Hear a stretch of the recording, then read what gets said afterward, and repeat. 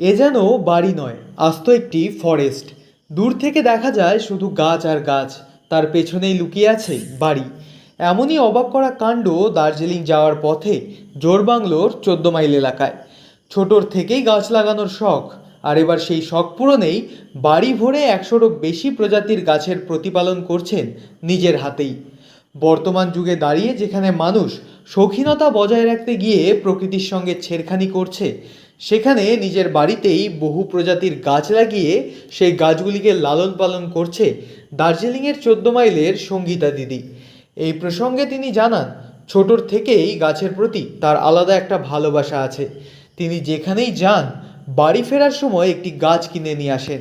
এই প্রসঙ্গে তিনি বলেন, তিনি তার সন্তানকে যেমন করে বড় করেছেন, এই গাছগুলিও তার কাছে সন্তানের মতো। সারাদিন এই গাছেদের সাথেই সময় কাটে তার। तो ये बहुत साल हो गए पेड़ लगाते हुए। तो 2003 में मैं यहाँ आई थी, वहाँ से मैं लगाती हूँ ये सब प्लांट। ये कहाँ पे लगाते हैं? मैं इधर ही लगाती हूँ, मेरा जगह नहीं है ना, इतना ही है, जितना ये देख रहे हो आप इतना ही है मेरा, ये इतने में ही कर लेती हूँ मैं आपका सब। पूरा घर हाँ, क्या क्या पेड़ यूजुअली लगाते हैं? मैं लगाती हूँ फ्लावर वाली प्लांट, उजिरियनियम, और ये गोदावरी, साईपत्री, और सकुलेंट है, उसमें स्नैक प्लांट है, और थूक प्लांट तो बहुत है, लेकिन सबका नाम मुझे नहीं पता है। मैं शौक के लिए लगाती हूँ, लेकिन नाम मुझे सबका याद नहीं रहता ना, इससे लगाती तो सभी हूँ मैं वैरायटी। वैरायटी फिर कितना होगा आपके पास? मेरे पास तो 100 तो होगा, लेकिन नाम सबका मालूम नहीं है मुझे। कोई বাড়িতে রয়েছে রং বেরঙের ফুলের গাছ থেকে শুরু করে গোদাবরী, সাইপাত্রী, স্নেক প্ল্যান্ট, সেকুলার সহ আরও কত শত নামের রকমারি গাছ। গাছ লাগানোর শখ যেন দিনের পর দিন বেড়েই চলেছে। ये तो जगह नहीं है, फिर भी मैं इतने जगह में सब लगा लेती हूँ।